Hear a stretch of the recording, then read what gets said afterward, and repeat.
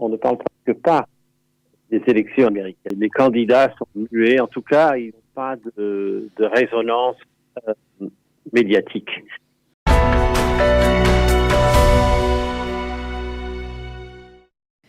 Laurel, mais on est donc en ligne avec Harold Iman, qui est journaliste spécialiste des questions internationales sur CNews et auteur de Tribu américaine, paru aux éditions Nevikata. Harold Iman, vous êtes là, bonjour. Bonjour. Alors, Harold Iman, nous sommes donc, comme tous les matins, avec nos confrères du studio Kalita à Jérusalem, Cathy Choukroun et Olivier Granilic, qui posent les questions avec nous depuis Paris. Pour ce duplex, première question, Harold. Trump a fini par reconnaître la gravité de l'épidémie hier. Comment les Américains jugent-ils pour l'instant son action face au coronavirus ?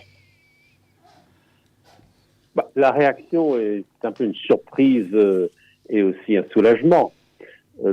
En fait, les partisans de Trump lui donnent toujours leur confiance, mais normalement, en période de crise, les présidents ont une confiance transpartite, bipartite, et il n'a toujours pas ça. Par contre, son conseiller épidémiologique, Anthony Fauci, lui, est un peu, je sais pas moi, le sauveur de l'Amérique, parce que il a la confiance de Trump et il dit exactement ce qu'il veut, sans insulter Trump, mais sans insulter la réalité.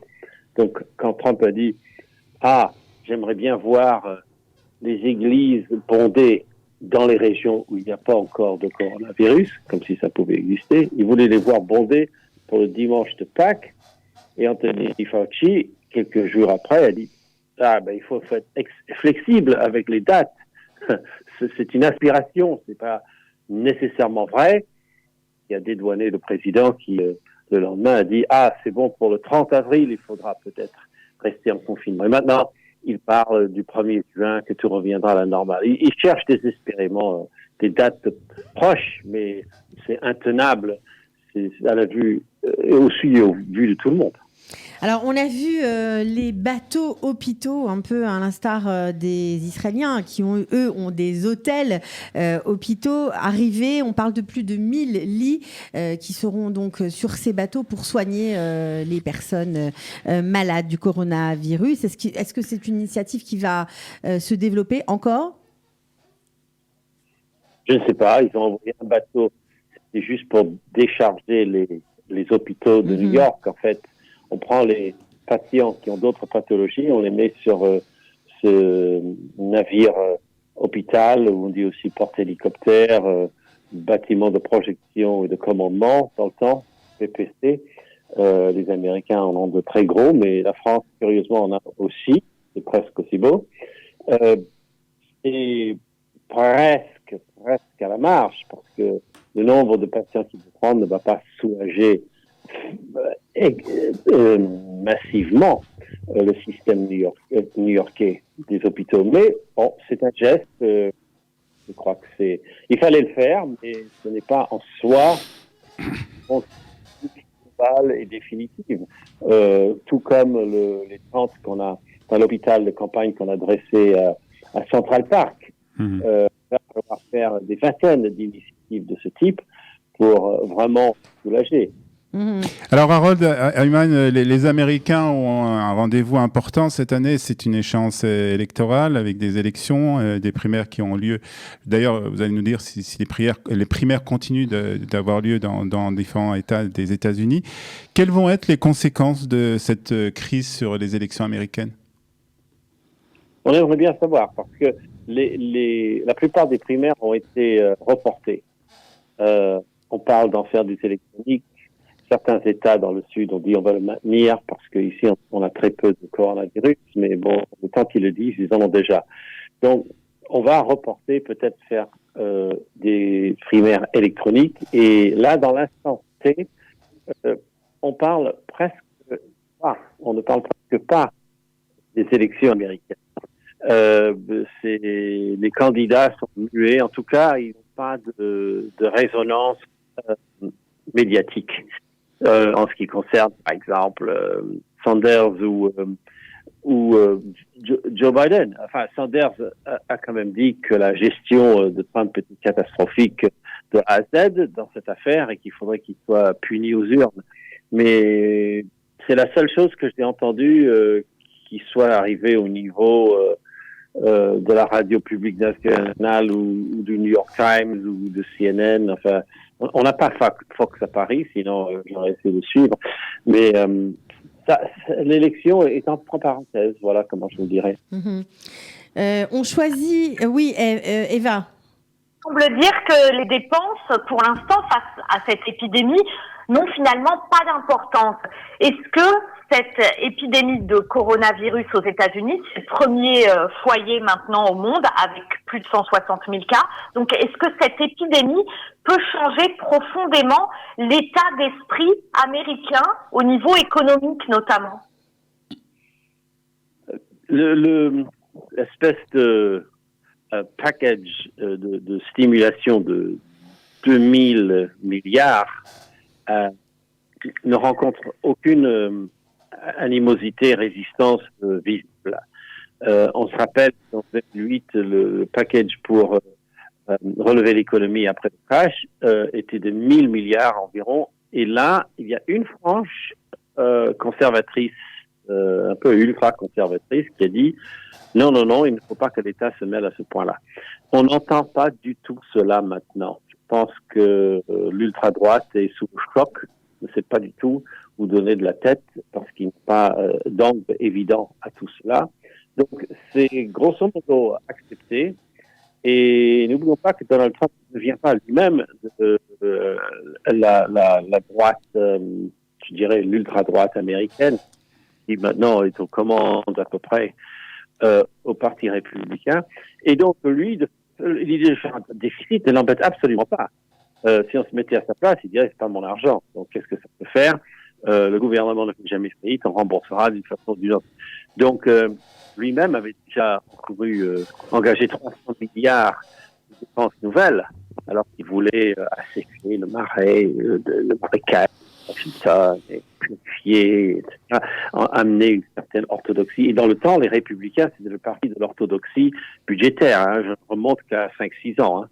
Donc, voilà, il a poussé la dépense et tout le monde est d'accord. Hein. Tous les gouverneurs et démocrates, républicains, personne ne va s'opposer à ça dans l'instant présent. Ce que les gouverneurs lui reprochent, c'est sa lenteur ou sa désorganisation. Et puis, celui qui est le plus en vue, c'est le gouverneur de New York, de l'État de New York, Mario, c'était son père, Andrew Cuomo.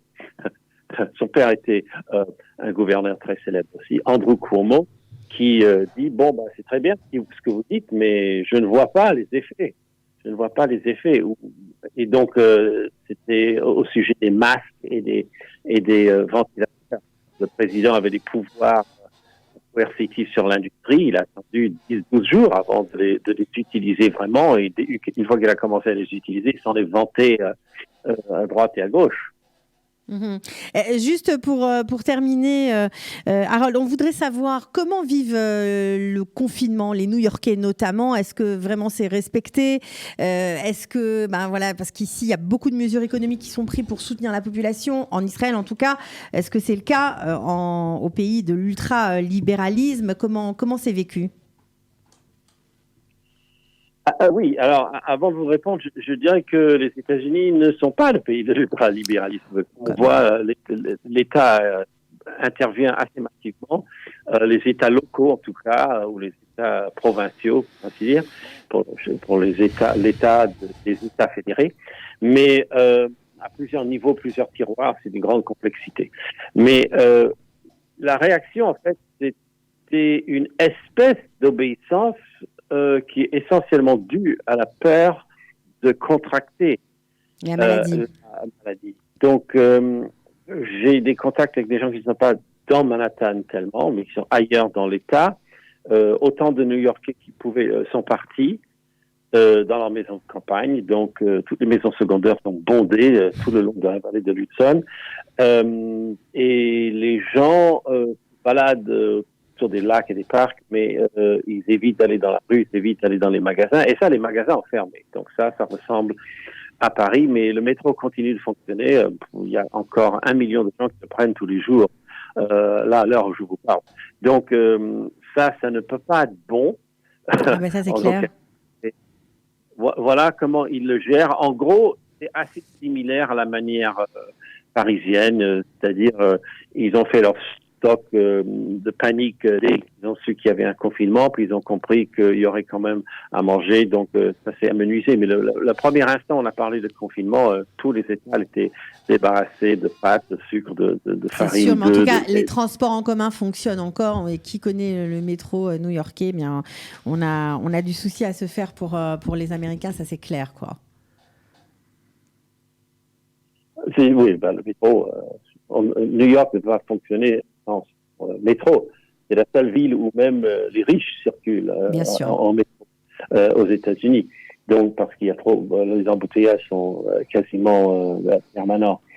Donc, oui, c'est une anomalie épidémiologique. On ne comprend pas comment ils appréhendent ce problème. Mais bon, il y a toujours le problème qu'il faut se déplacer. Donc voilà, ils sont devant exactement les mêmes problèmes que nous. Ils n'ont fait ni mieux ni pire, sauf qu'il y a beaucoup de gens qui, perdant leur emploi, perdent leur couverture médicale. Il y a les plans de couverture médicale associés à votre travail. Quand vous cherchez un travail, on vous dit et puis on vous offre telle couverture. Et c'est une mutuelle qui correspond à une mutuelle plus sécurité sociale pour nous. Et ça va vraiment peser lourd. Très bien. Merci beaucoup, Harold. À moins que Eva ait encore une dernière question. Non, c'est bon. Merci beaucoup, Harold, d'avoir été avec nous. Merci, Cathy Choucroune et Olivier Granillic. Merci, Eva Soto. À bientôt. Avec plaisir. Au revoir, Eva. Retrouvez du dimanche au vendredi notre live quotidien spécial coronavirus. 3 heures de direct ininterrompu de 8h à 11h. Pour tout savoir sur l'actualité du virus en Israël, mené par Daniel Haïk, Olivier Granillic et Cathy Choucroune. Le live Studio Qualitas, c'est tous les jours en direct, puis en replay sur Facebook, YouTube ou sur notre application et sur le site studioqualita.com.